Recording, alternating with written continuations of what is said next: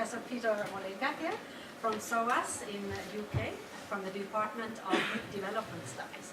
And before I came here, I actually thought that I should take out your CV and print it out and take a look at it. But I didn't have paper enough. So really a lot of publications, a very long list. Professor Mollinga's interests are mainly in water politics and the processes behind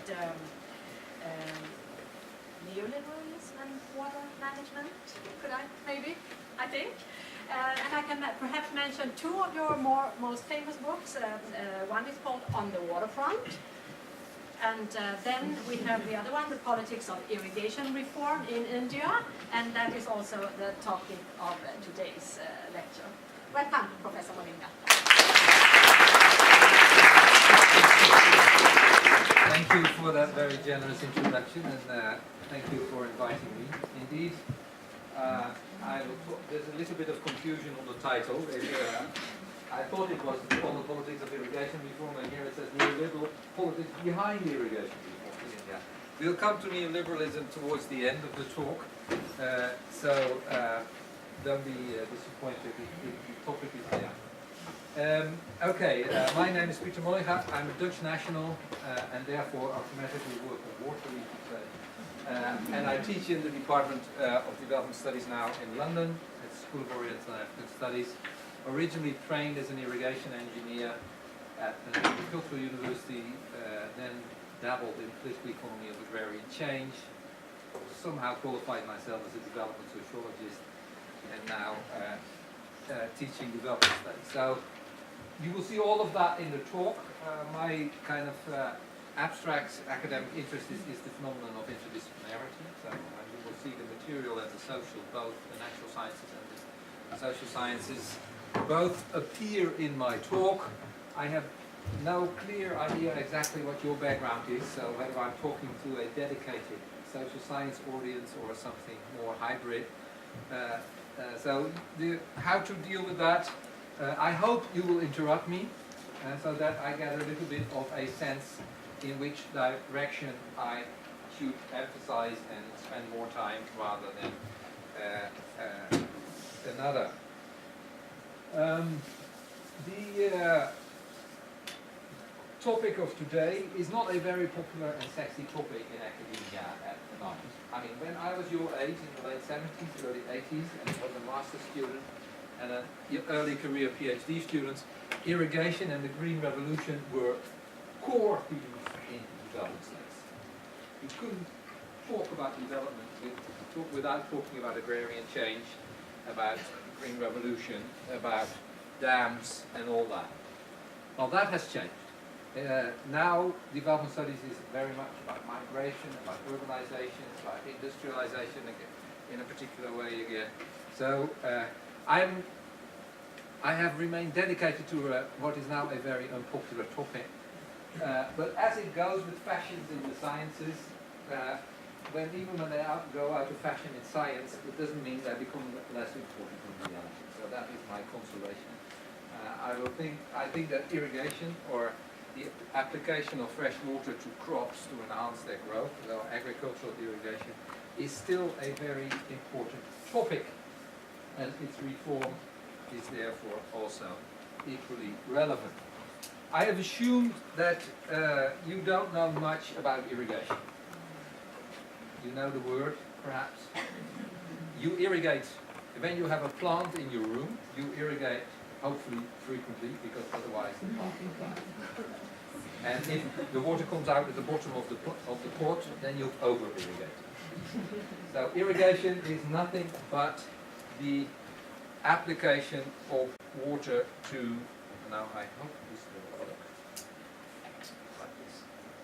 Here, irrigation is a form of land and water management to enhance agricultural production by manipulating the availability of water in time and space for better crop growth. Simple, isn't it? And then the second, so that's the kind of natural science part. And historically, irrigation has been strongly associated with state formation and state government, so that's the social science part. And that is where reform comes. But before we come to reform and politics and neoliberalism and all that, let me tell you, I work on India. Once upon a time, in 1988, I decided that I wanted to see real irrigation after having done my master's in small-scale irrigation in Senegal. I thought the real irrigation, large extent and the large systems are in Asia, so I ended up in India and never looked back, so to speak. My PhD work is on large-scale irrigation in India, and since then I've been working mostly on South India and agriculture. Here you see a few books. I've brought copies for you. If you don't have them in the library yet, then you can enter them, or you'll have a second copy. Do whatever you want with it. On the waterfront is my PhD, and you look at the title, Water Distribution, Technology and Agrarian Change. Here's the interdisciplinarity in the South Indian Canal Irrigation System. That's a case study that I will draw on for some examples. And then this is an edited volume together with a student, former student and colleague, on the Politics of Irrigation Reform, which by the late 1990s, early 2000s, looks at what is the status of trying to do policy reform in large-scale irrigation, because as we will see, there are many, many problems in large-scale irrigation of all sorts, and we've had several decades of efforts to do something about these problems, not very successfully, and so the reform part of the paper that I present today is more about the dynamics and politics of reform. But as I said, we'll get there through a little bit of background work on what irrigation is in the first place. So India. There are basically three types of irrigation. This is a short course in irrigation science, and you will see that it is not rocket science, even when it is natural science. Irrigation is, why do we need irrigation in certain parts of the world? Because India has a monsoon climate. Monsoon. What does a monsoon climate mean? It means that in a year, starting with January to December, the rain is very unevenly distributed. So in January, February, March, April, May, hardly any rain in India.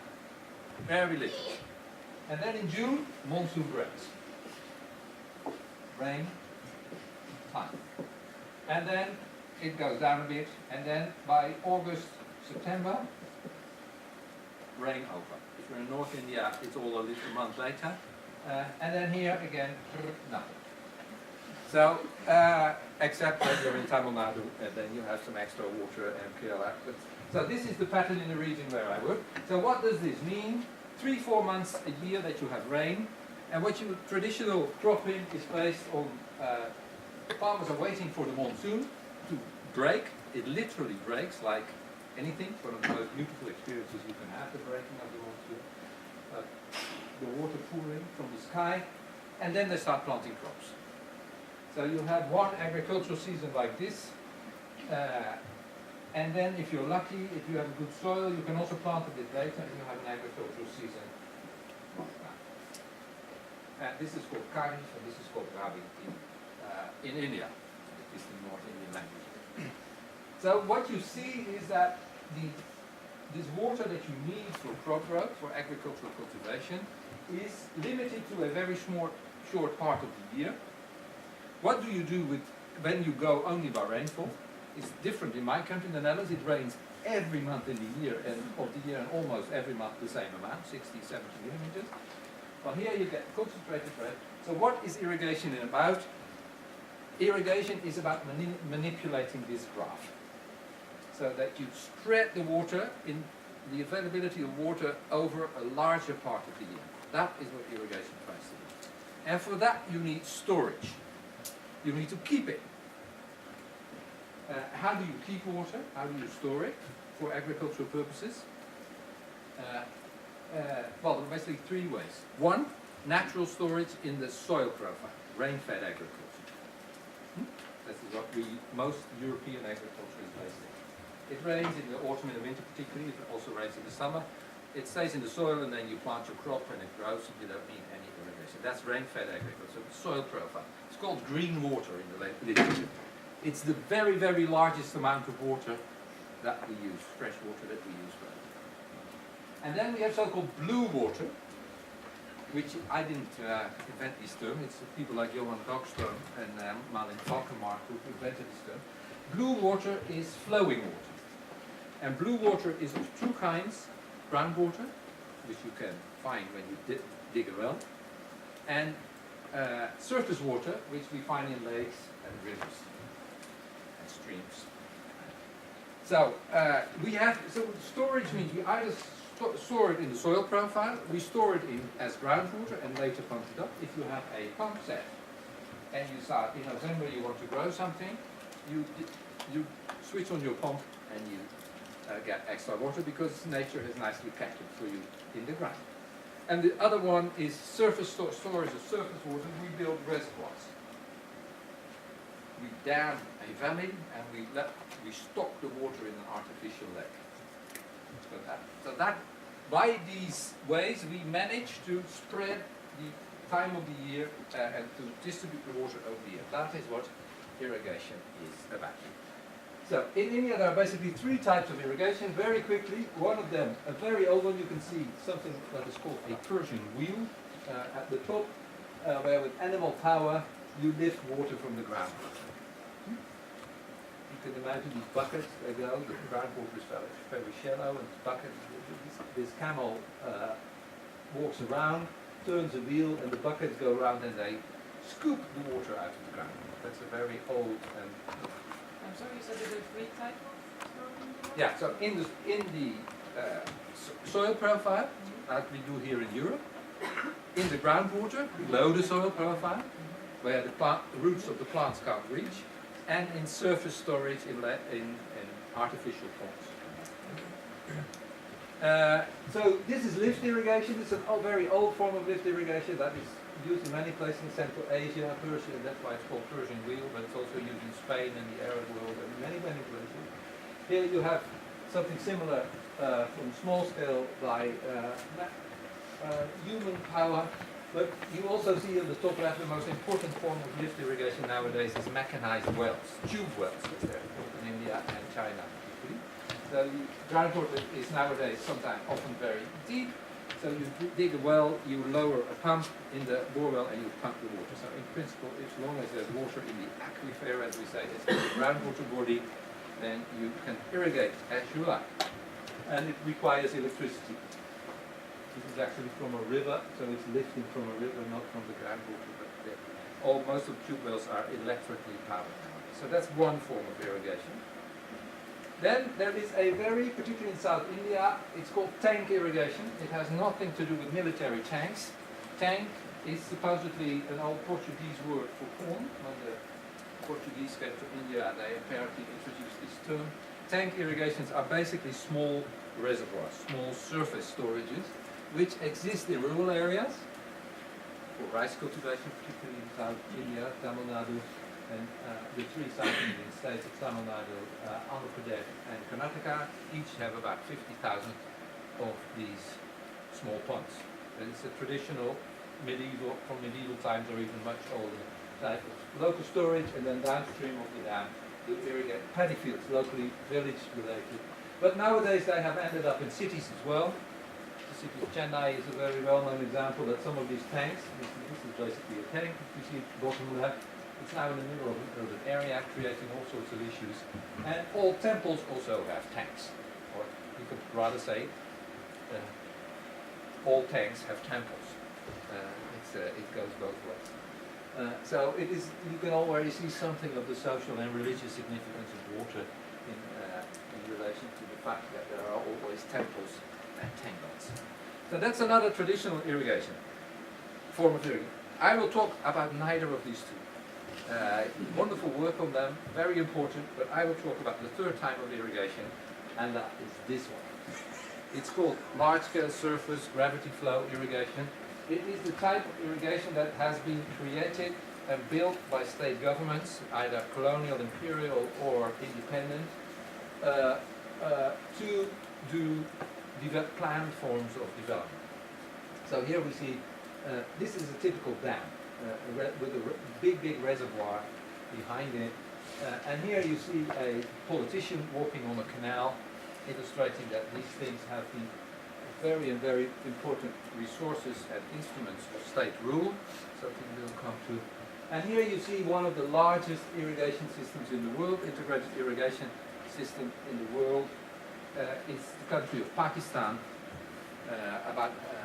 It's I think about 12 million hectares, 11, 12 million hectares of connected canal irrigation. Agriculture in Pakistan would basically not exist if there was no large-scale irrigation. So in some parts of the world, large-scale irrigation is a very large part of irrigated agriculture. United States, not only in developing countries, people in the United States and Australia, but in countries like Mexico, Indonesia, Thailand, Egypt, India, Pakistan, Thailand already, Malaysia, Indonesia. So there's a whole series of large irrigation countries, large-scale irrigation countries. That's what I will talk about. Okay.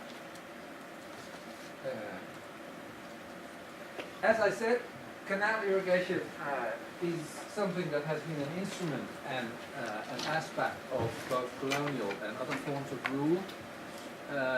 And this is a quote from a person called Ian Stone, who's written a wonderful history of colonial canal irrigation in North India. And he has this quote, canal irrigation was intended to serve the perceived interest of its masters, in this case colonial masters. In its design, modes of operation and intended effects, canal irrigation was ultimately a cultural expression, representing the priorities and aspirations of its Western architects, and inextricably bound up with some of the most vital aspects of colonial rule. So I hope that conveys the idea of canal irrigation as a technology of rule, as an instrument of development, plan development particularly. On the policy level, it was simultaneously linked with famine prevention, revenue stability, the settling of unruly tribes, expansion of cultivation, extended cultivation of cash crops, enhanced taxable capacity, improved cultivation practices, and political stability. So this simple thing of watering your plant, but then on a larger scale, is connected to some very important aspects of societal functioning and colonial and other forms of rule. That's the idea that is conveyed here. Okay, how does imagine the colonial period in India, mid-19th century. The British basically had no clue about irrigation because England was pretty wet, and they knew how to build navigation canals, but they didn't have an idea at all about navigation canals. They didn't have any idea about surface irrigation. So they tried, and there was a lot of error on which you can read. But finally, they came up with two concepts of irrigation that are very specific to South Asia, that do not really exist in this form in other parts of the world.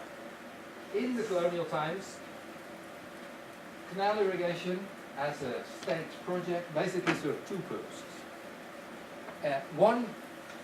Two clusters of purposes. One cluster of purposes had to do with making money, with production, with revenue, with tax, with raw material production for the Lancaster cotton mills, etc. So that was the productive part of colonial rule. And there's a concept called productive irrigation. And that are the forms of irrigation that give full irrigation of commercial crops that are able to pay a good revenue. So this was the commercial part of colonial irrigation. Now, there was a second type of irrigation, called protective irrigation as you see, which tried to address another cluster of objectives, because, as you know, British colonial rule was very contradictory, and the very act of revenue collection and colonial exploitation produced all kinds of havoc in terms of famines, deprivation, marginalization. Farmers were very, very heavily taxed. Irrigation systems were very profitable enterprises in the colonial period. So what do you do about famine relief? And associated with famine is political instability. So the second cluster of objectives related to irrigation was maintaining political stability by achieving some degree of food security in marginal areas. You can imagine in a drought in a semi-arid part of the country where there's little rainfall, and you have the tax people. They have to pay colonial tax, and then you have a drought year with less rainfall, and then agriculture collapse, crops fail, people have to sell off their assets. The late 19th century is characterized by a whole series of famine commissions that try to do something about the problem of famine, poverty. And protective irrigation is one of the tools that was used for that. There were other tools, but this was one of them. And what does that mean? Imagine a famine area with insecure rainfall, usually in the upper parts, inner country part of the country where rainfall is very low, and then the idea is a river flows through this land. Can't we use some of this water to spread it very thinly across a very large area, so everybody a little bit of water, so that crops do not fail in a year of low rainfall. We are not there to make money, but the objective of that irrigation is to do protection of food crops, particularly, and fodder crops against failure, particularly in drought years, and to protect the colonial regime against political instability associated with famine. Really, millions and millions and millions of people died in these famines. These were massive disasters. Go and look up in the colonial archives what that evidence is. So it was a serious problem of food. Now, to protect, why do I tell this? Because this example that I'm going to present in a minute is such a protective irrigation system. Well, what happened in colonial times? There was a lot of debate in colonial government circles, and usually productive irrigation won. What happened? There were these cycles. There was a famine, or 2 or 3 years of famine. Then a lot of worry, commissions, and then proposals for protective irrigation in remote areas where you couldn't really make money. And then it rained again, and then the attention waned, and the protective irrigation systems were never constructed. Very few were constructed in colonial times. And the productive argument about tax, land revenue, raw materials, commerce all tended to win. So, what happened after independence?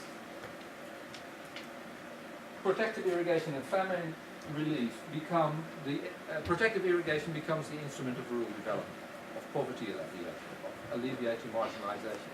So the vocabulary changes, but it's basically the same objective: bring water to poor, marginal areas with many poor people at risk of famine and drought.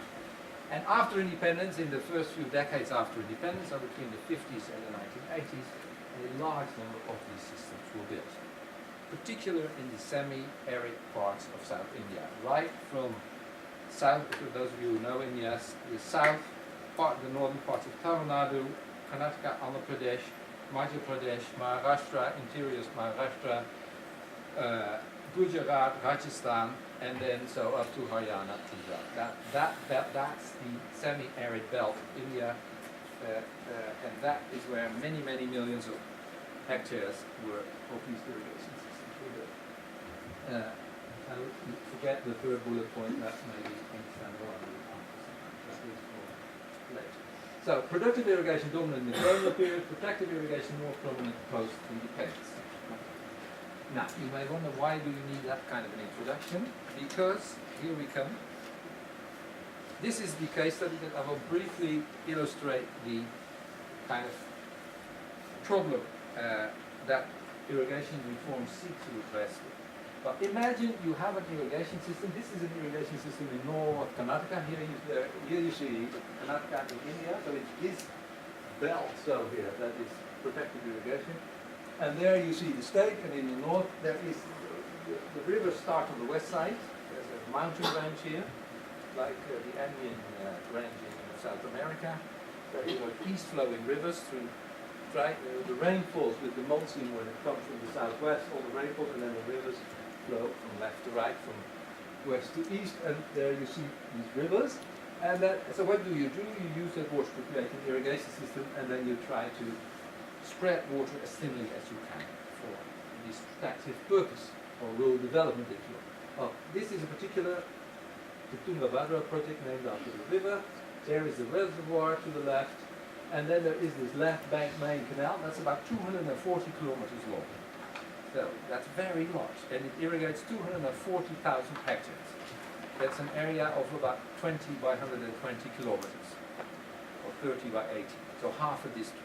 So, and that's only half of the system, because on the other side of the river you have exactly the same once a year.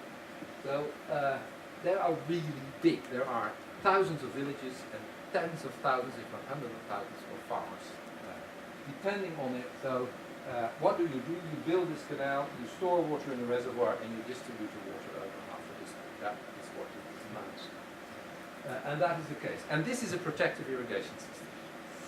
It tries, the kind of design of this is that every farmer should get about 50–60% of the water needed to irrigate a sorghum or millet crop or a local cotton variety. These are low water consuming crops, 600, 700, 800 millimeters in a year, and this irrigation is aimed to save this crop. And the idea is that farmers do not irrigate rice, sugarcane, high water consuming crops, which consume anything from 1200 to 2000 millimeters per year, depending on soil. So that's where you can see the protective objective in the design of this, and that's why it's so large. Now, this is what it looks like in practice. So this is the dam that creates the reservoir. It's about 35 meters high, 3 kilometers long. Huge lake created, so that's the surface storage.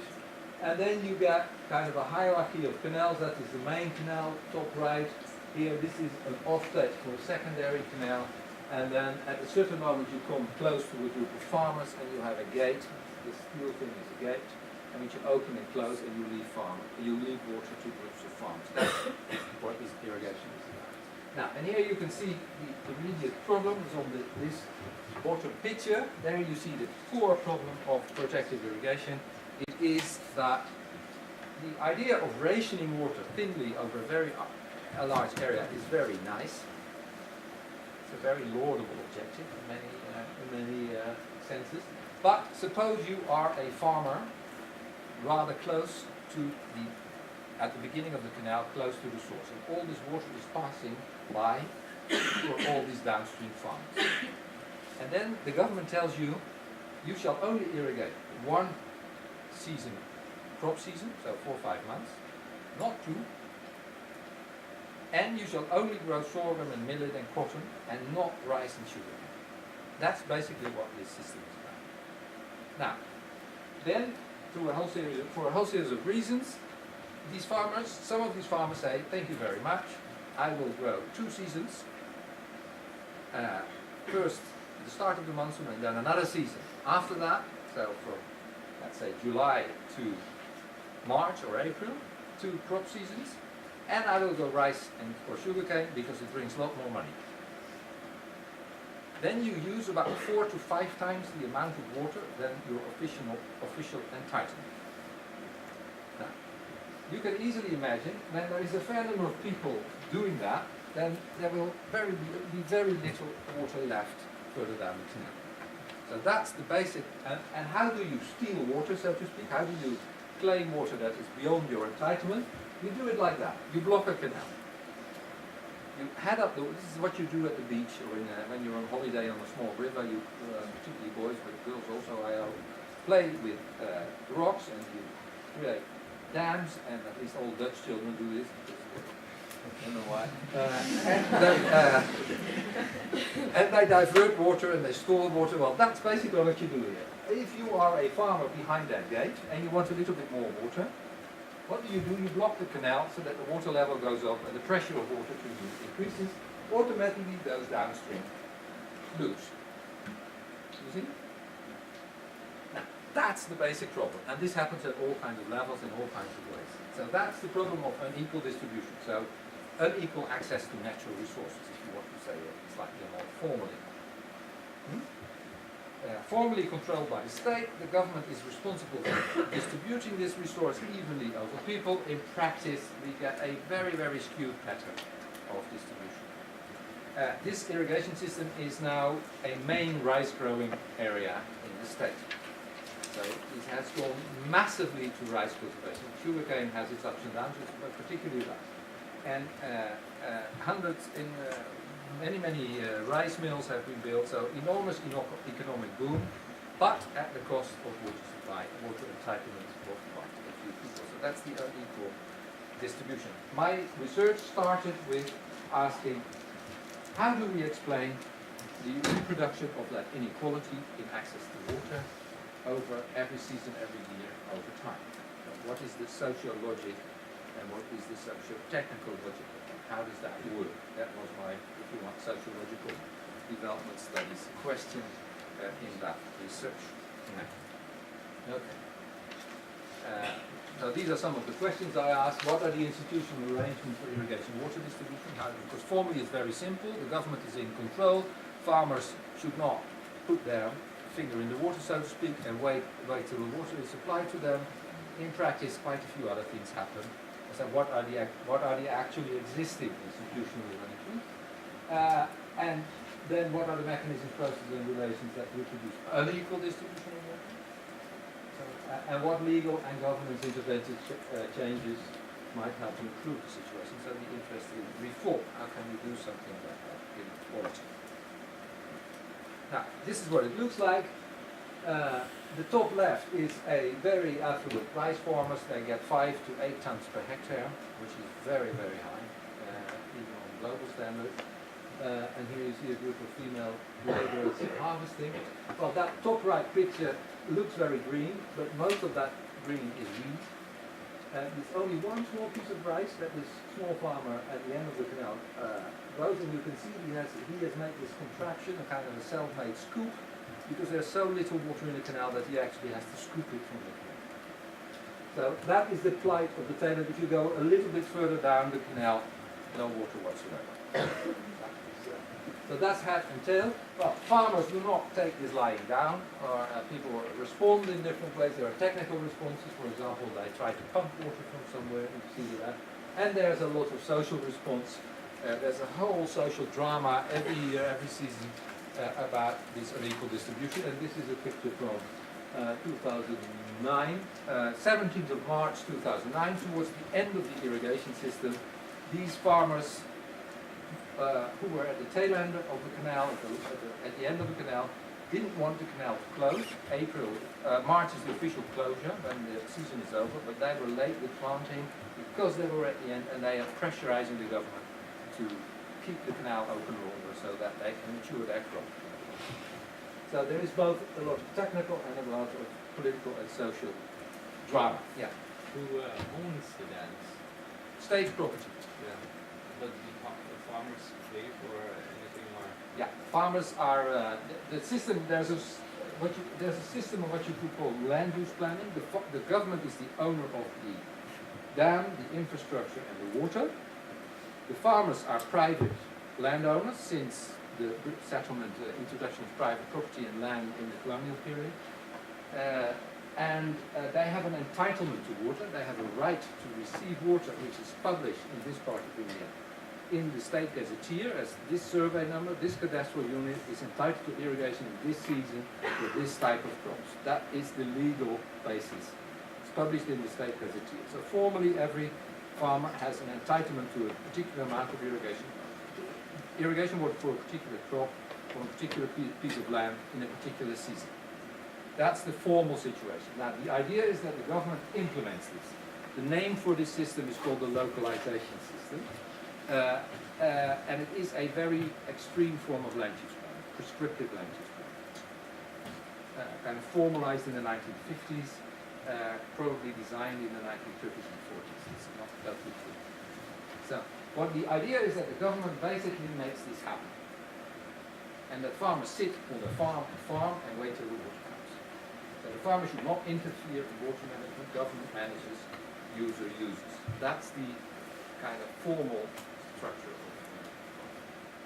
it. With very clearly legally defined rights, both in land and water, but a practice that is not very much informed by the totality of these rights.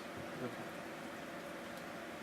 So the government would also decide when the canal opens and when the canal closes, and then farmers, you see, they protest. They have a big march to the irrigation office. Well, there are many. Here you see some of these strategies. These are the social relations of water distribution. You can see officially there are only irrigation department officials who supply water. There are farmers who receive water. The actual political economy or the sociology of water distribution is slightly more complicated. These are the main actors. Politicians are heavily involved. Look, India has a constituency-based parliamentary system in which members of parliament, state parliaments, represent particular geographical areas. So also in irrigation systems, different parts of the irrigation system would have different politicians representing them. So that's the politicians that you have there. India is a democracy, very proud of it, formally has the separation of powers, executive, legislative and judicial powers. In practice, so the politician should not interfere in the executive power of the administration, but of course he or she does. At least I say of course because it's very common, though it shouldn't happen. And then among farmers, here's a simple bifurcation of rich farmers and poor farmers, big farmers and small farmers. It's a simplification, but so what happens? Suppose you are one of these head-end farmers in the beginning of the canal who's appropriating water for rice. And you're not getting enough. You want to have more. What do? You put pressure on the irrigation department, harassment it says here, you pay a bribe, you send a petition, you go and visit him in his office, you do all kinds of things. Either individually or collectively. And so you put pressure and then sometimes you get water. What do you do when you don't get water in that way? And the irrigation department says, very sorry, I can't help. Then the same rich farmer goes to his local politician, his local elected member of parliament, and he asks the politician, can you please exert pressure on the irrigation department to send me more water? So he tries to exchange his votes to the politicians, the political support of the politician, for his influence on the irrigation department. That's the deal. Why can a politician do this? Supposedly, formally he or she shouldn't be able to do this. Separation of powers, which you learn in political science. Well, the politician is the one who controls the transfer of government officials. In India, every government official is transferred every 2-3 years, maximum 3 years, sometimes a little bit more frequently. And these transfers are not an administrative decision, but you have to pay for the transfers or to avoid transfers. There is a market for public office. So every year in April, May, when it's summer, all the engineers who are up for transfer rush to the capital city, Bangalore in this case, and they negotiate their next posting. Either they want to stay in the same place, or they have to be transferred to a place where the children can go to a good school, or they want to be transferred to a place where they can make more money, or whatever. And some of them try to avoid punishment postings in the middle of nowhere. So that's the market for public office. And you have to pay for that. So politicians collect money for transfers. So, and that is if you want to read about it, Robert Wade, the system of political and administrative corruption. So what do these irrigation... So the leverage that politicians have over government officials is, if you don't oblige, if you don't please my friends, farmers, then you are in danger of a very unpleasant transfer. That's basically how the power mechanism works. Where does this money come from? It comes from mainly physical works. The corruption percentage of any piece of repair or building of infrastructure is about 26-27%. And it's nicely distributed. So these officials need to collect money to be able to make these payments to politicians. Well, they collect that mainly through corruption in the physical works.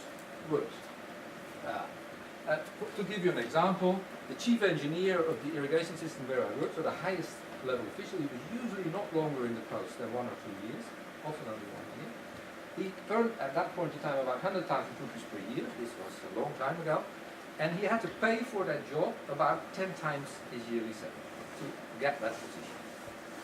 So in that 1 or 2 years, he had to earn back that money and then collect money for the next post. So that's big money going on. And it's attached to how political parties fund their election campaigns and all that. If you want to so here you see the leverage of the politician over the irrigation.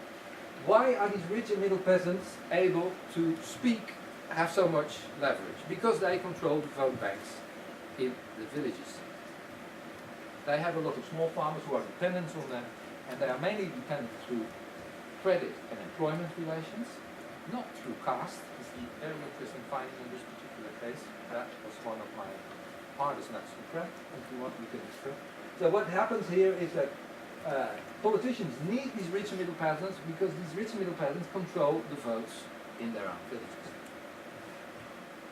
And that power works through basically interlinked markets for labour and inputs.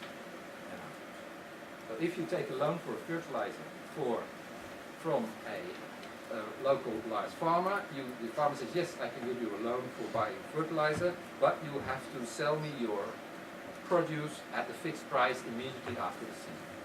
So it's called interlinked or interlocked markets. That is the power mechanism there. So you see, this is the actual social logic of unequal distribution, and this is how it is reproduced. So you can see the simple thing of distributing water turns out to be connected with the nature of India's political system and how populist democracy actually functions, and it turns out to be strongly embedded in broader agrarian social relations of dependence between different categories of farmers. So agrarian change, studies of governance and democracy, suddenly you can't really understand unequal distribution of water when you don't set it in that larger picture. So that's the analytical point. So no matter how mundane it may seem to an engineer, distributed water, it is actually a very large social issue. Okay. Well, this is just to illustrate what I don't have time to do today in this single lecture, is that there's also a technical component. It's not just a matter of social relations. The previous picture was all about social relations. There was a canal in sight in that diagram. But this struggle over the distribution, this contestation between different groups of farmers, politicians, and officials of irrigation is also partly fought over and through the infrastructure itself. So part of this struggle is the constant remodeling of canals and division structures, all kinds of devices that you have in the system. If you want to know more later, you can ask. I'll just leave it back. If you don't want to read 350 pages, this is the long story. The short story is on a wonderful website called The Water Channel, which has all kinds of video material on water. I have the privilege that this PhD has been transformed into a 28-minute documentary video with the farmers acting in the movie. Very nice. So you can also settle for 28 minutes video image, and then you also get this story, the basics of it. And you will see the engineers, you will see real engineers, real politicians, real farmers doing this. So refresh yourself. Thank you very much. We have the problem on the table now. Unequal distribution in water. In this case, associated with, and you will have to believe me on this because I don't have time to explain all the reasons, with inefficiency of water use. Actually, some farmers have very high yields, but overall, India is still producing only less than 3 tons per hectare on average in rice. It's not very productive. There is some sort of yield gap. The Japanese do much better in rice than in Thailand and Vietnam. So there's a yield gap. There is, someone asked about pay. In colonial times, irrigation systems were self-funding by the high land revenue. After independence, government started to waive water fees, and basically farmers pay a pittance for water now, so they are, cost recovery is very, very poor. There are all kinds of ecological problems. There's over-irrigation, waterlogging, and salinity. So there is a whole set of what is called in the literature performance problems. they underperform the system. And this has been a concern for governments and international donors alike. And when I said in the late 1970s and early 1980s, irrigation was this hot topic in irrigation in development studies. This was, for example, the time that the International Irrigation Management Institute was established in Mollinga as an international research institute in irrigation. It's now called the International Water Management Institute. Since this problem started to be recognized, the problems in canal irrigation started to be recognized in India, at least first in the 1960s, but particularly in the 1970s. And well-known development scholars like Robert Chambers and Robert Wade. Robert Chambers later invented participatory rural appraisal. He started his career with work in South India and Sri Lanka on Green Revolution, irrigated agriculture. Robert Wade, who's now a professor of economics at LSE, London School of Economic and Political Sciences, started his research career with field work on canal irrigation just across the river from where I worked in the 1970s. So irrigation was really a very prominent topic for academics as well as for government. And it's in the 1970s that we see that we get some sort of policy responses. And so the idea of reform starts to become part of the discourse and the agenda in the water sector. So I use very simple definition here. I hope you may have had some classes on reform and institutional state change and policy processes like that. So reform is just any purpose of change in the government's management and or finance structure of the irrigation system. Very simple. So this, indeed, that is more or less the history. Of course, the engineers first said we need to make them technically better, and then sociologists came and said we need to organize farmers, and farmers need to participate in management. Economists came and said we have to need more financial incentives, etc., etc. There's been a whole series of efforts at reshaping this particular process and pattern of resource distribution. Now, this is the only, just to say, how do we look at policy and reform as a kind of overall process? Well, the conventional view of policy is that of rational planning, or a linear view of policy. And this is exactly what the government did. The government in India said, we prescribe irrigation season, cadastral unit and crop, and we basically implement that and enforce that. That's the form of very prescriptive linear planning. Well, when we look at what we know from the policy analysis literature, is that this is rarely, if ever, how things go. Policy processes, both formulation and implementation, are dynamic social processes in which there is a lot of contestation. So there is a famous phrase by an American development policy scholar, Mary Lee Grindle, who coined this phrase, the politics of policy. Policy formulation and implementation is actually a social-political process, just like any other process in society. So policy is a process in which different groups contest both the content, the formulation, and the implementation of the policy. So that's exactly what happens with irrigation reform policy as it happens with any other policy, and policy gets transformed in this process. So whatever is written on paper in the capital and say this is what we will implement may transform into something quite different by the time it reaches the field. Even my colleague David Mossy, who's at SOAS, also an apologist of policy, he even pushes the argument to the extent is that policies are not actually things that are implemented, the policies are only the legitimizing efforts of things that actually happen. So he says there's a beautiful book that he wrote on this called Cultivating Development. He worked as a consultant for DFID, the British Development Agency in India, for 9 or 10 years. And he's written a book on that, Cultivating Development, and that book brings him to the conclusion policy is not at all about implementing things. Policy is about legitimizing and justifying things that actually happen.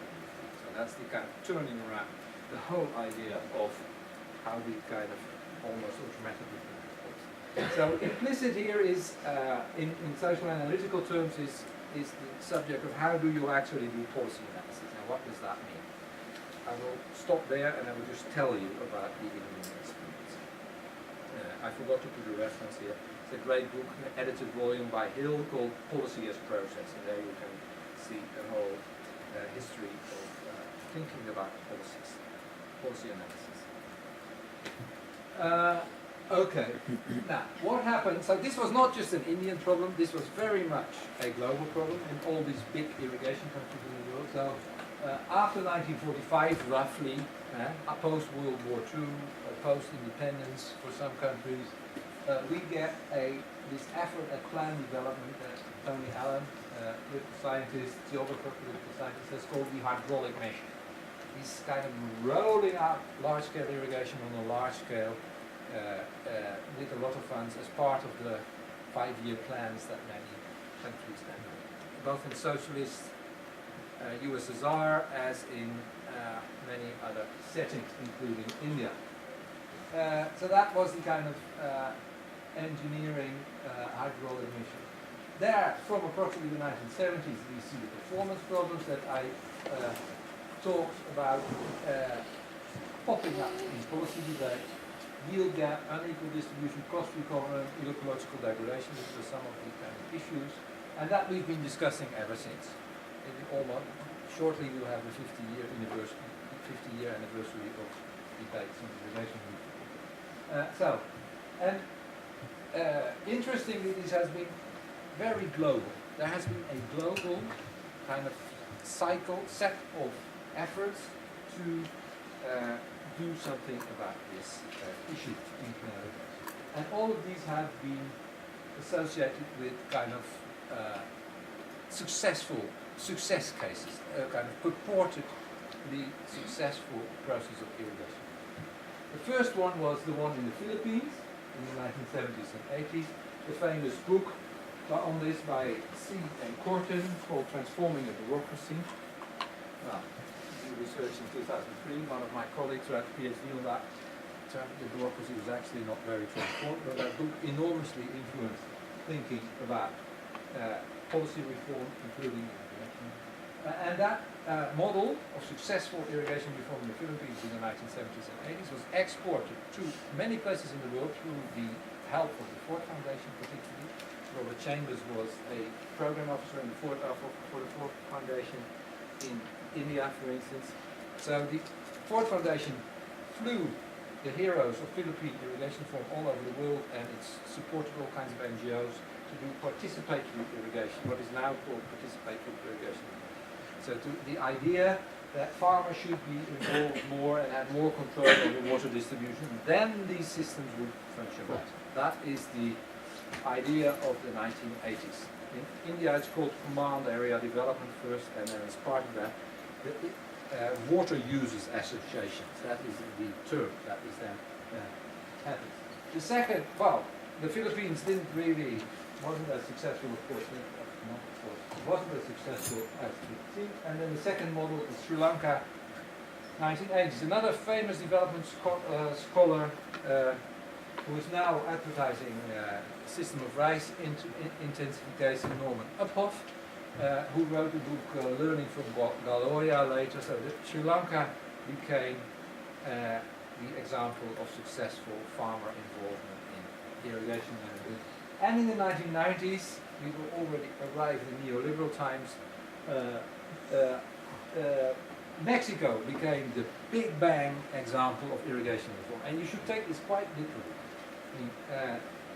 People from the irrigation system where I worked were actually flown to Mexico to see the wonders of that irrigation reform. So there was and still is a whole international industry, development industry in propagating particular models of reform.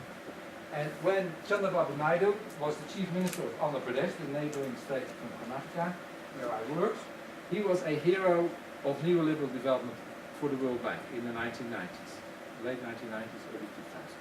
And the World Bank wanted him to see him as a champion of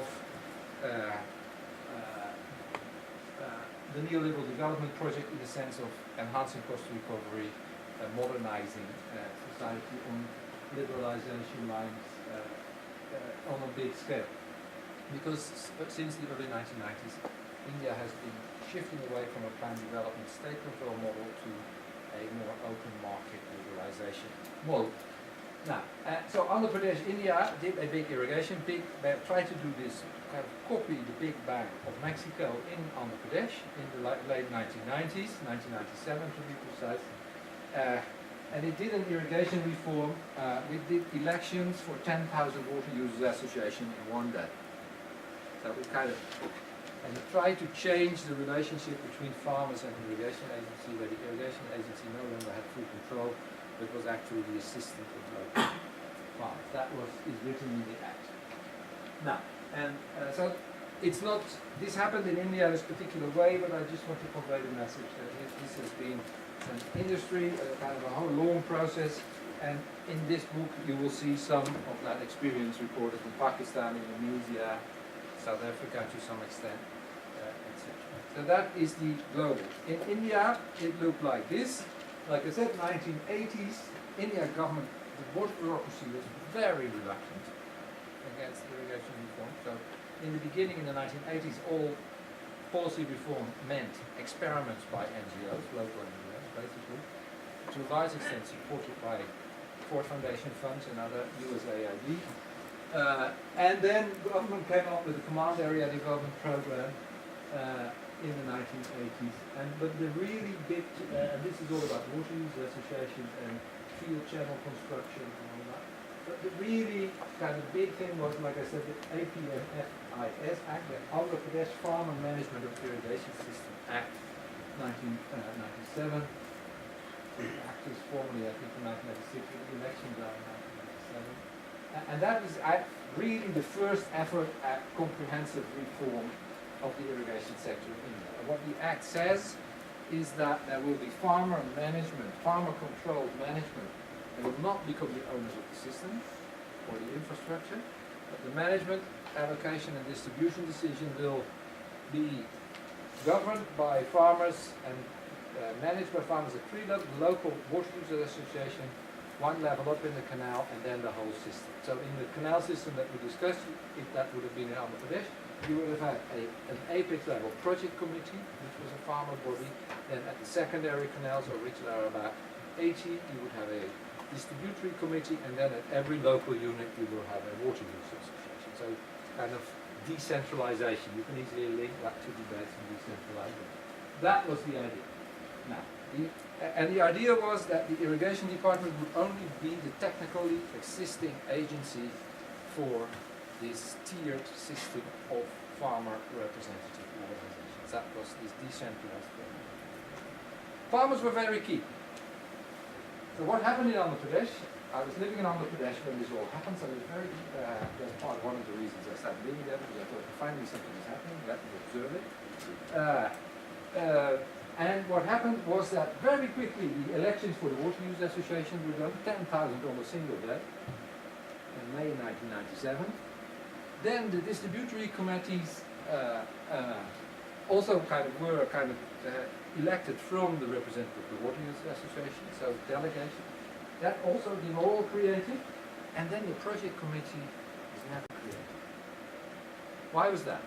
Now, imagine a project committee would allocate water and financial resources at the scale level of half a district, as we've just seen in the example. Now, that's several constituencies of local politicians. So when the farmers sensed that there might be a project committee, one of the first things I said is, we want the same privileges as local politicians in the district elected. We want a car and an office and all that. So the farmers very well understood what potential power would possibly come by actually controlling water allocation and financial resources for maintenance. It never happened. Dibble dabble, dibble dabble. It took 10 years of studies and committees, and at the end, after 10 years, some watered-down advisory committee at the project level was created. So there was a lot of resistance against this reform within the bureaucracy, within the political class. My analysis of that is that it basically competed too much. the competition in resource control at too high a level. Everybody is happy to leave local decision making to farmers because that's a pain in the neck anyway for any government official. But having farmers powerful at the level of half a district, that's one bridge too far.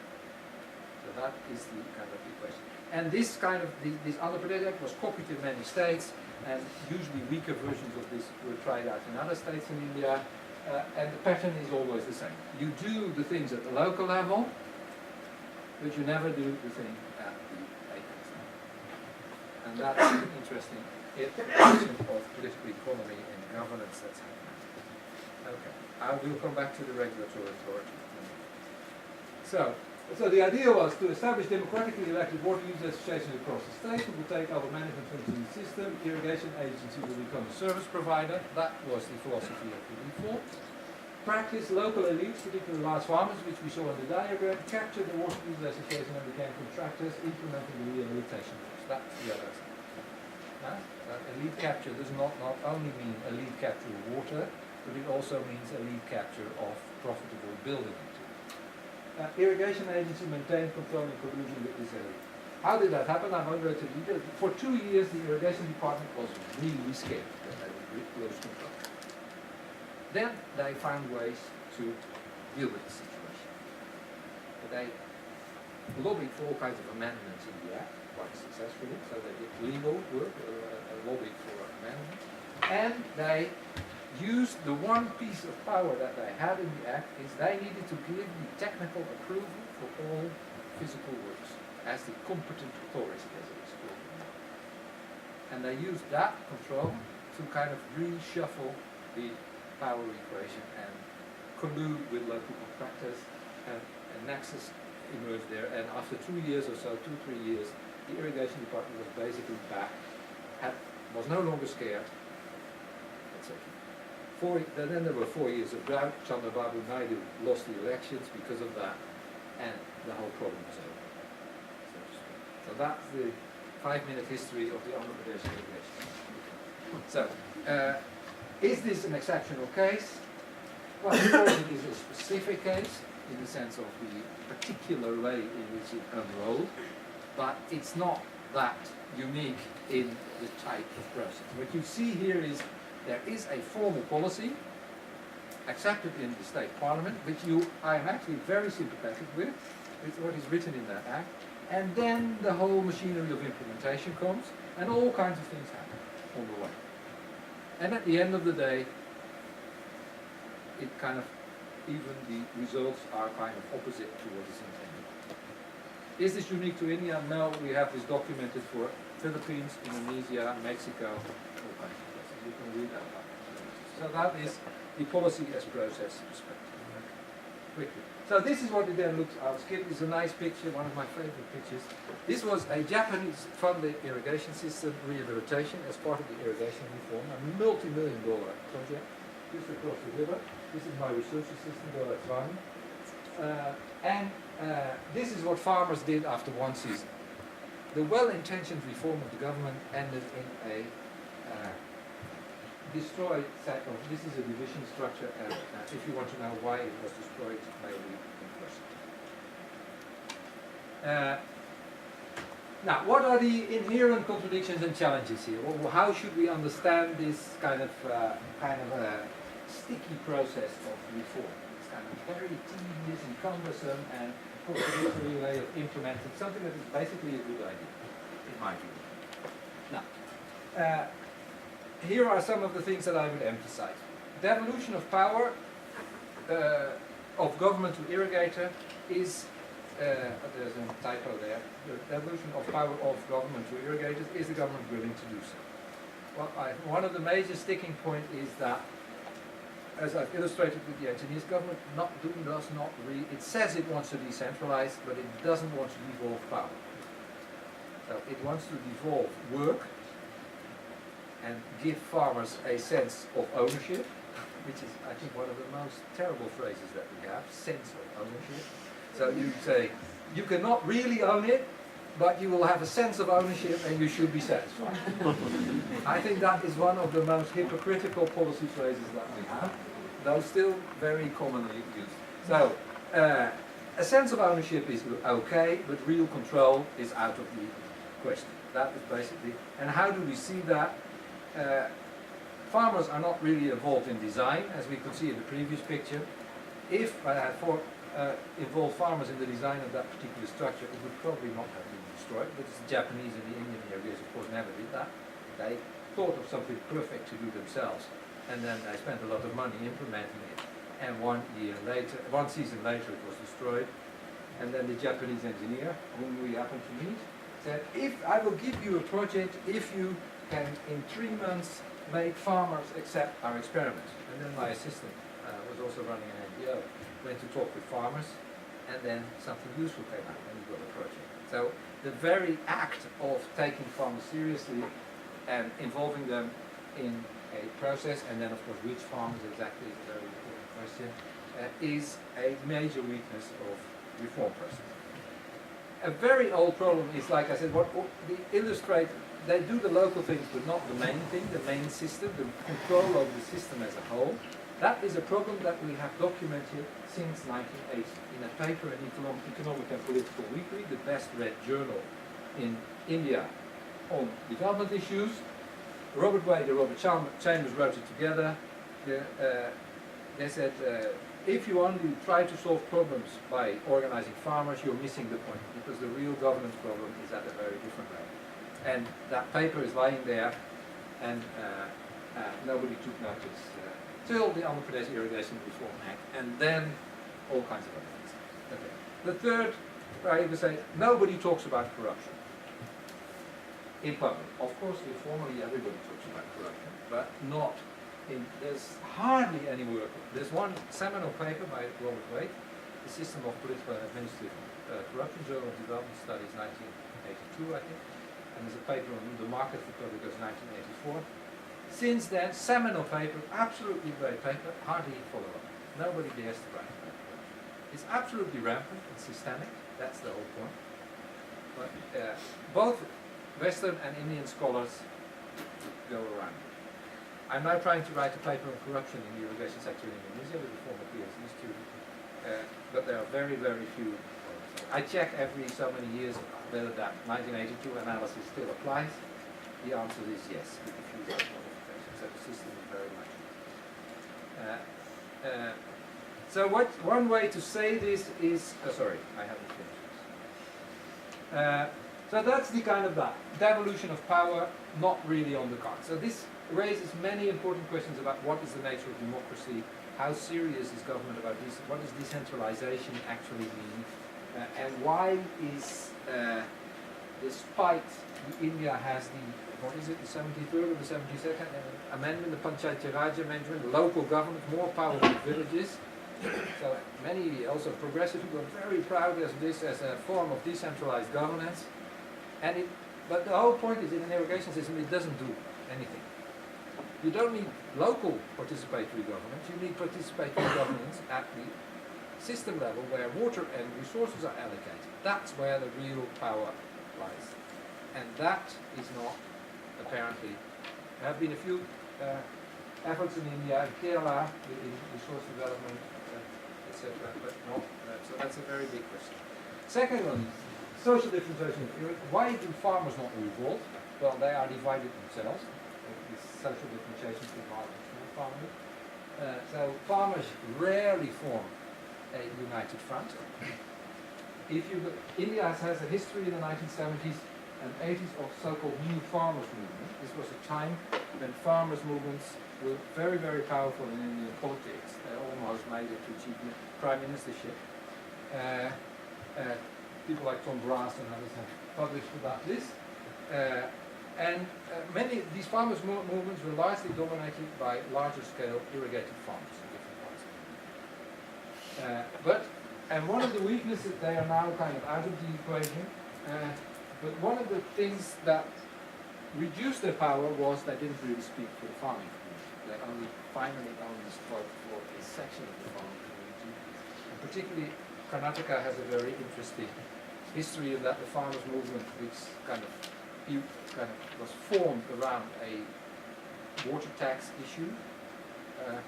in the 1980s, became a political party, has had representation in parliament, has a very Gandhian philosophy which sounds very equitable, but finally is a sugarcane and rice, middle and large peasant farmers group, which hasn't moved before. So there's also weakness, political kind of weakness on the farmer side. And what has happened, the secular development since, while this was all very prominent and important on the national political scale in the 1970s and 80s, from the 1990s agriculture has simply become much less important in India's thinking about itself.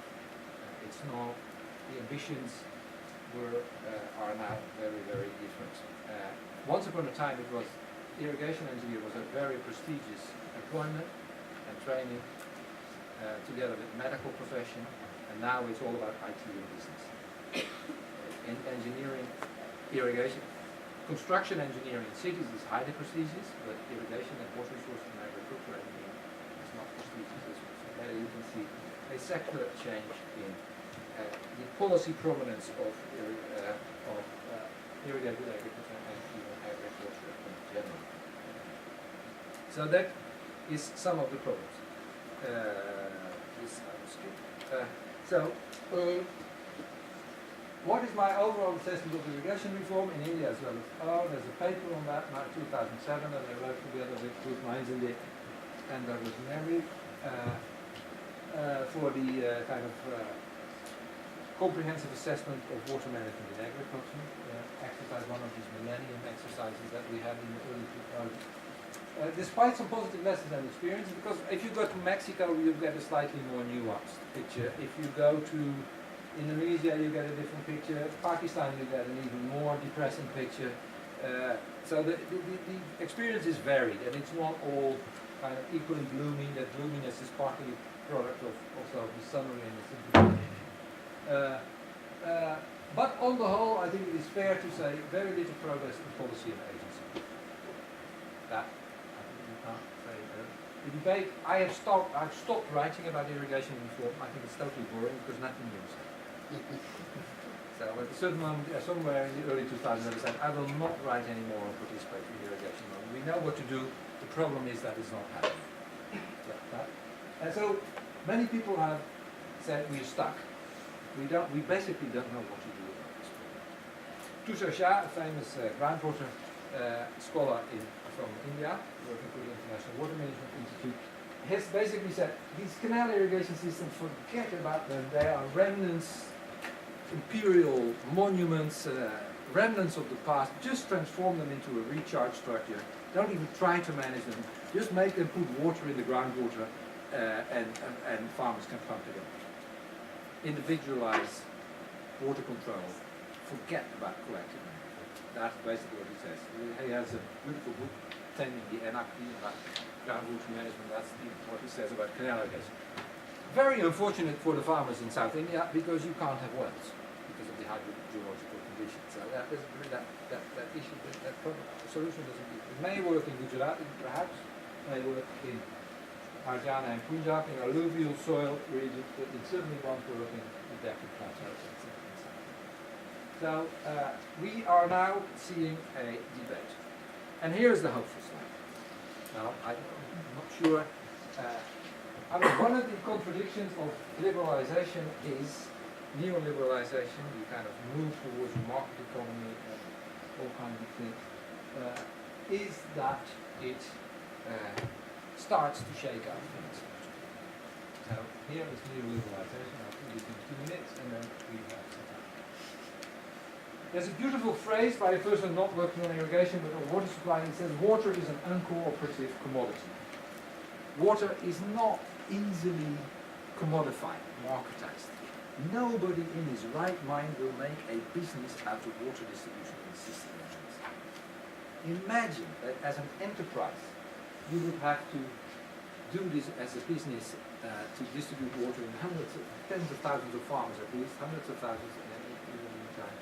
And they are stealing from you. You have to be 24 hours on 80 distributory canals. You can't police it. And the problem with the design of the system is once you put the water into, released from the dam, it has to flow. You can't stop it. There's no intermediate storage. It's a totally inflexible system. So We have seen globally hardly any example of privatizing water distribution, in canal irrigation. And one of the arguments for that is that water doesn't lend, it's bulky, it flows, you can't store it, it's not like a supermarket where you can take it off the shelf, it's flowing, so all kinds of. This argument is already as old as 1989.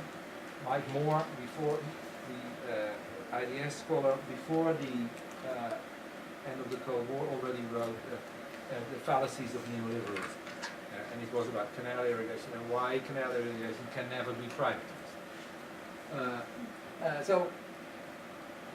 Well, we are seeing that perhaps is now getting qualified in this present era of neoliberal development policy. There are new avenues of commodification, as I would put it. Not in water itself, really, but in kind of other things closely associated with water. So what we see in states like Karnataka and Gujarat is a very prime example. Technical innovation. We are getting large-scale introduction of new field-level irrigation technologies in terms of drip irrigation, purportedly on the agenda to save water, but probably more about labor issues and intensified horticulture production. I hope to do field work next month, and I've already done a bit of field work in one of the last large irrigation systems that is going to be put into practice in India, the South of Sarawak project, where we had the controversial dam issue. The water is now being released, and we have a boom of irrigation downstream of the dam. And there I've seen capital-intensive horticulture that I've never seen anywhere else in India. And that is all with canal water, drip irrigation, and something called pipelining. Farmers taking a lot, they don't want to wait for government to construct all the canals, they actually pipeline the whole area themselves. So they invest, so that we have a kind of intensive form of irrigated agriculture accumulation, largely driven by farmers, including technical work that we have not seen before in leading irrigation, to my knowledge. Construction of irrigation is being privatized. We now see in Karnataka the construction of very large lift systems of 30,000 hectares with drip irrigation through private firms, something we've never really seen before. And we see the emergence of all kinds of new agro-business models associated with this intervention. So we see basically, I think, an effort to shift canal irrigation to intensive, high-tech, capital-intensive agro-business in sugarcane and in horticulture, where that is possible. So that, I think, is a new development. It's very recent, very new. I have to do more research. So I'm interested again in canal irrigation. I will write again about canal because something is happening. I'm not fully sure, but it is there. And if I would kind of speculate away the influence of finance capital, there's also a whole group of economists again in India, who's practically savvy business economists who are interested in irrigation. So I suspect that we may be at the beginning of a financialisation process of some sort, even in the canal irrigation sector. So this is neoliberalisation of the title. I'll stop here. That I'll skip. And if you can't reform an irrigation system, you can at least swim in it. Stop it. Thank you. We have 10 minutes.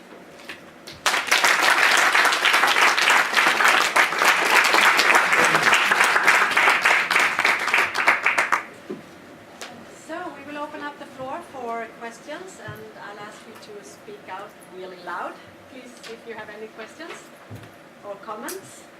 Please. I have a question towards one of the last things you said, that you have stopped to want to write about this because you already know what to do. Is that happening? And I'm just curious, because you seem to be very related to this, both the academic world and as well in the performing world, or like actually being there and seeing it happening more than so. And if you have the experiences, what is the link between the, like, at least in your experience, between the academia, for example, your book, and then the actual, like the reality, like actually when they are building a canal system? So does research matter at all for these kinds of questions? You did it in a very reform. Well, of course, I would like to think that it does. I mean, I have been present. I regularly visit the irrigation department in Andhra Pradesh because I think still, and then I sit with. I sat because he's now shifted to a different post with the chief irrigation secretary, basically the highest official in the irrigation department, and because he's one of the reformers.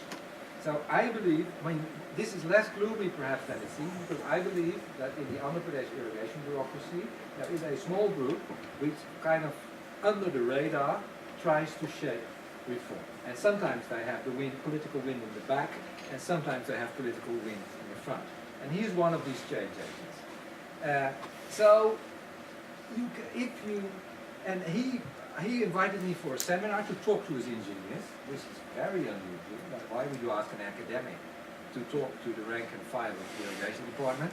And he then said, I have made all my engineers read this book, which I couldn't see in the figures for selling it, but so I don't believe it's actually true.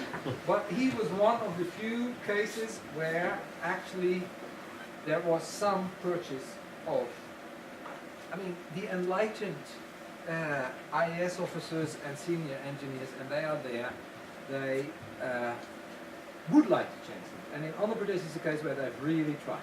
But then there are all kinds of constraints. Political wind, structural constraints, they also need to be promoted and avoid transfer.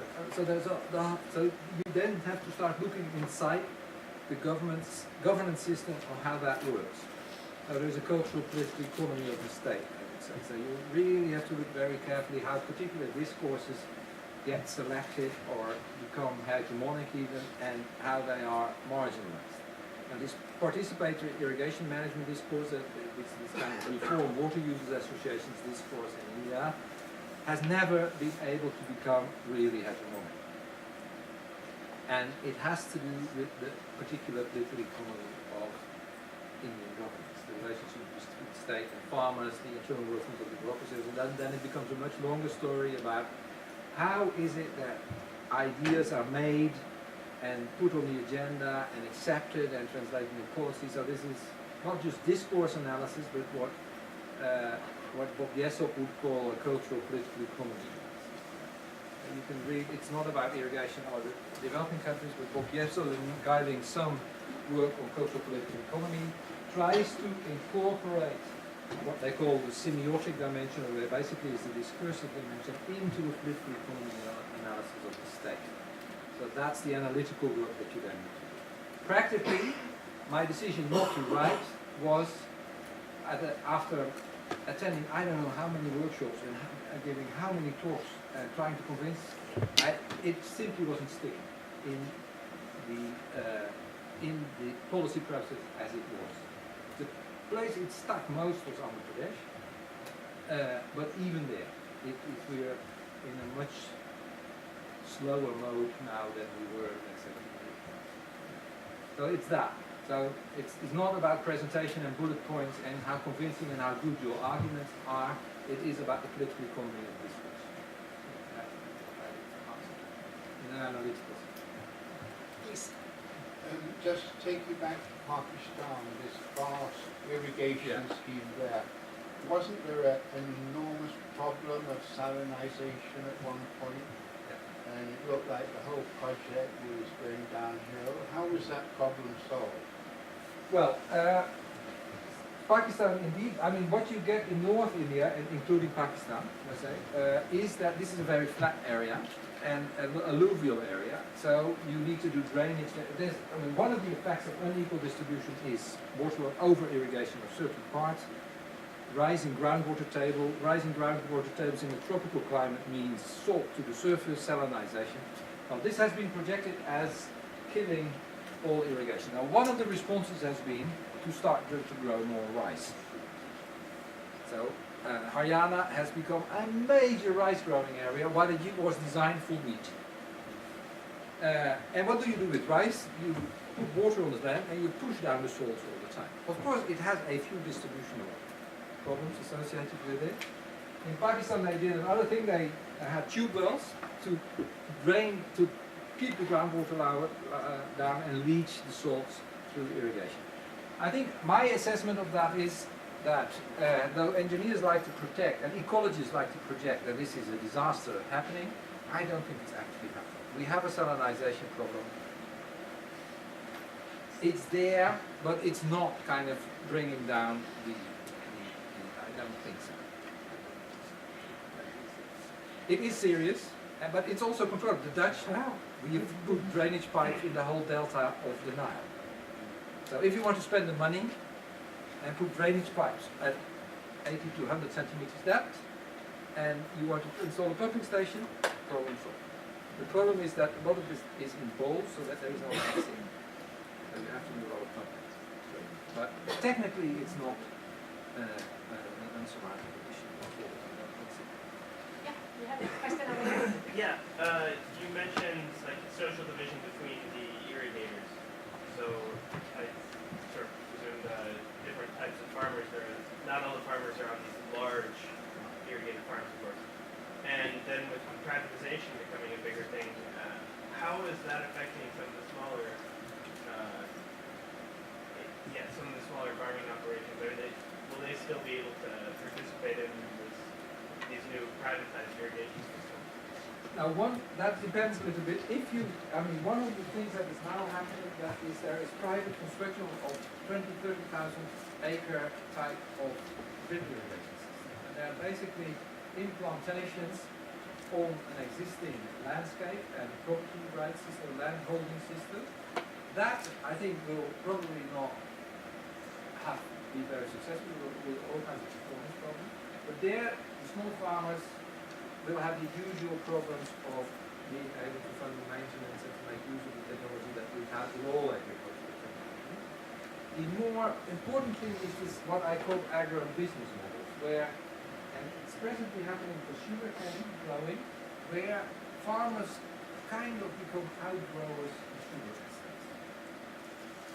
So they don't lose the property rights in the land, but they become the idea, the concept is at least, to do this for sugarcane, for tomato, for all kinds of horticultural, agro-industrial crops, and to organize this basically as plantation farming, but then with individually as outgrowers, basically, as individual. And that is, I think, it's not really there yet, but it is very much in discussion, and there is international money to support this. And a lot of lobby, and I think that is where the crunch will come for the small farmers. Some of these systems will simply go defund, and it's a waste of money. That's the way I'm thinking. But the agribusiness one will probably be more structural in its effect. So it will probably start pushing out certain farmers. But that's guesswork because we don't have it yet.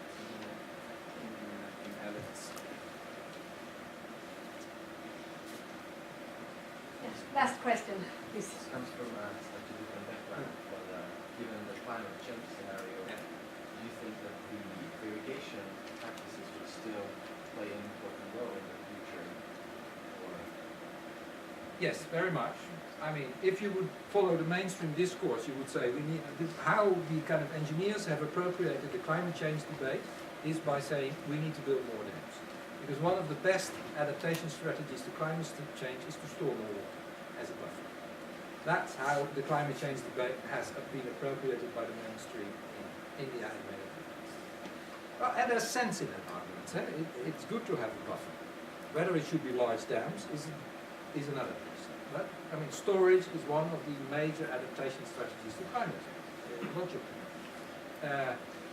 However, I don't think, one of the things that people usually don't want to do, in the next few decades of climate change in the North Indian part will mean increased glacier melt, will mean the availability of more fresh water. And then some people say, yeah, that will increase the risk of flooding. It will also increase recharge of groundwater. It will simply make more water available. So that's one of them. It's not something people want to hear when they're concerned about climate change.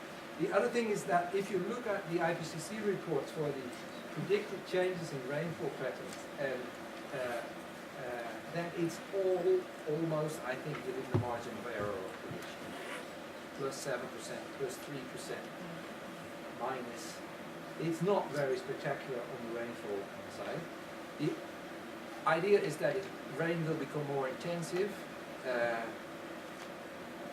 Well, it's very difficult to evidence. Bangladesh, the stronger arguments in climate change, I think, for South Asia are sea level rise, particularly for Bangladesh and Maldives. That's much more of kind of, I think, a really, and cyclone events. So disaster related, the floods. I think these, I am much more convinced than the kind of rainfall and overall water supply arguments. Because if you see what the margins of efficiency are in irrigation management, with a little bit of more efficient water use, you could double yields. The reason it doesn't happen is not that it's technically not possible with the same amount of less water, but it is because all kinds of institutional, political, economic, blah, blah, blah things. That's why it's not happening.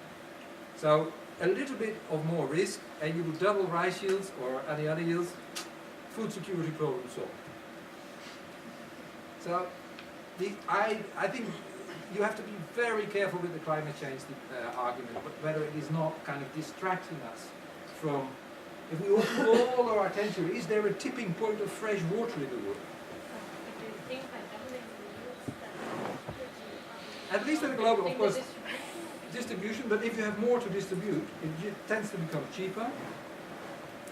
And most, India now has more than 50% urban population. Most people in India need cheap food rather than to produce it themselves.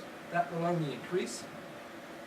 So there is an enormous problem of rural poverty and landlessness. 40% landless laborers. India is the country with the highest percentage of landless laborers. But I don't think climate change is the main issue. There's a these are very, very different issues.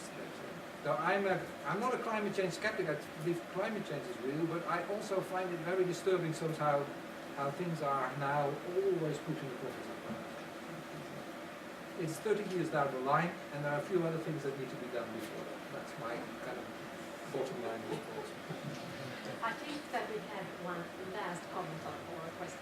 I was just thinking, land use change is very much integrated into the climate change debate, or should be at least.